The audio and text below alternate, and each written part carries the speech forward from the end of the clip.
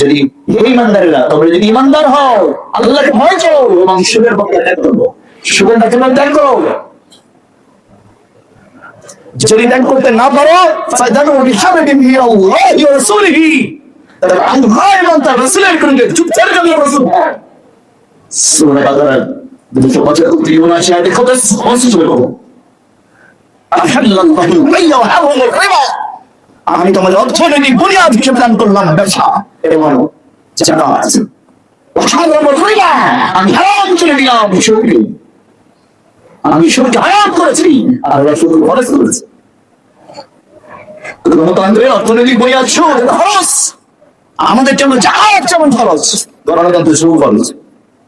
সুদ ছাড়া গণতন্ত্রের রাষ্ট্র চলবে? যারা পড়াশোনা করেছেন গণতান্ত্রিক রাষ্ট্রের ক্যাপিটালিজম ছাড়া, ক্যাপিটালিজম হচ্ছে পুঁজিবাদ আর পুঁজিবাদ সরাসরি ভান্ড করেছে শুধু আল্লাহর সাথে যুদ্ধ ঘোষণা করেছে।